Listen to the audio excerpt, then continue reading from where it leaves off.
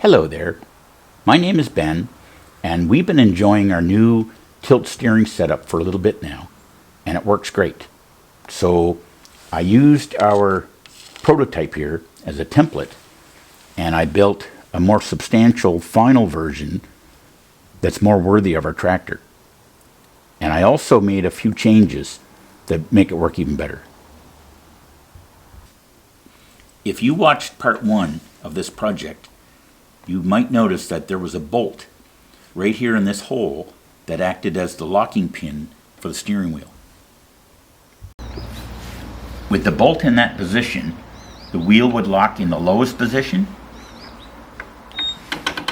the middle position, but not the upper position.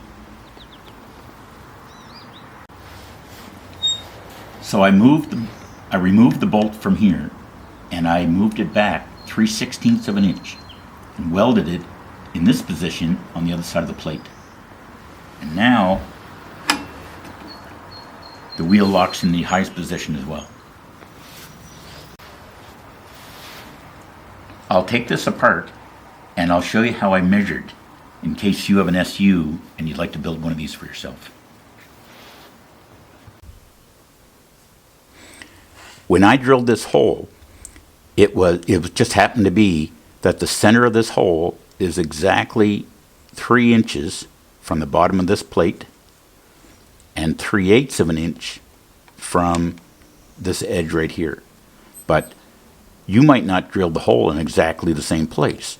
So it's important that that your locking pin is in just the right spot so that it'll engage with all 3 of these notches on the steering column.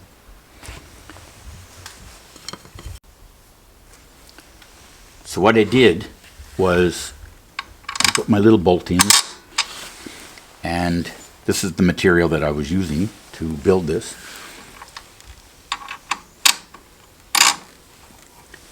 I put the steering column as far up as it would go, and then I just moved it back about 1/8 of an inch.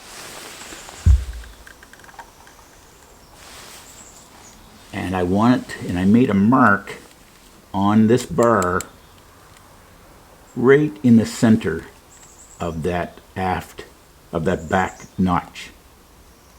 And that's where I want to drill my hole for the bolt to act as a locking pin.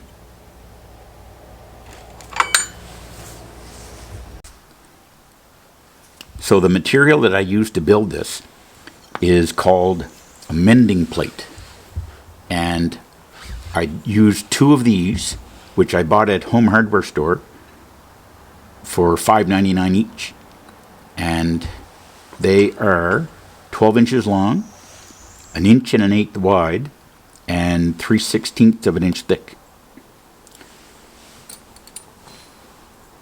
The spring that I used is 1 1/4 long, and that cost me $2.35. So a pretty cheap build to get tilt steering. So what I did, I think that's 1 1/4 bolt, 3/8 inch diameter, and I used a few washers to help the lever be out a little bit and sit right in the middle of the slot in that plastic covering. I also cut a couple pieces of plastic and made like a little plastic washer, which I'm hoping will let me have this fairly tight, but it will still be able to move.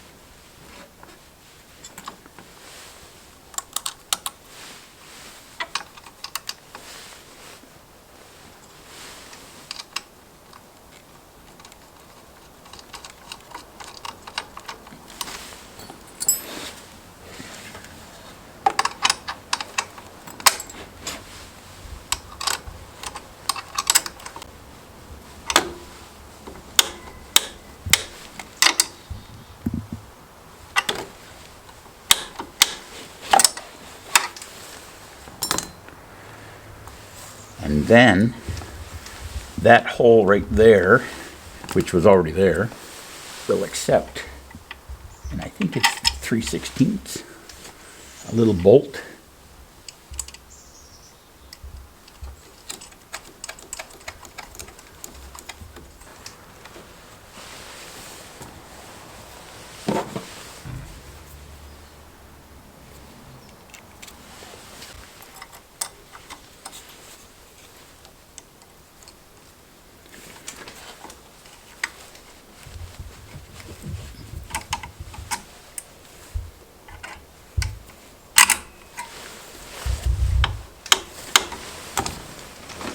So now we have all the way back.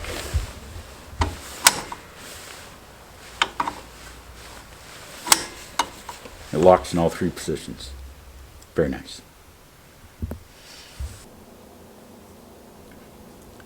A couple of things you need to take note of.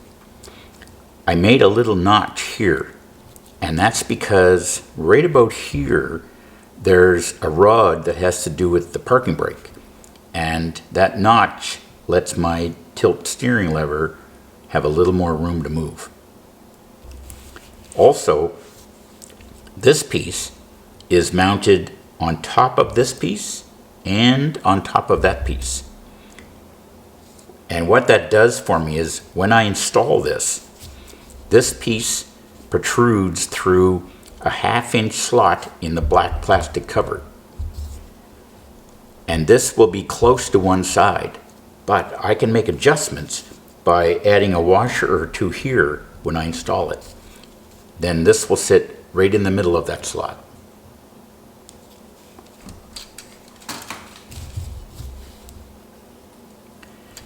The top piece at its longest point is 5 7/8. This piece is 6 1/4. And this piece is 3 5/8.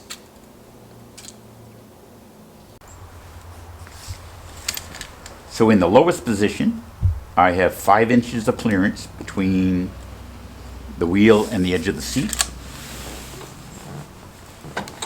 In the middle position, I have 7 inches of clearance. And in the highest position, I have 10.5 inches of clearance. I'm thrilled with how this project turned out, and it cost me less than $20 to build. I'll leave a schematic at the end of the video with all the measurements and angles that I used. If this video could help someone, that'd be great. Thanks for watching, and take care.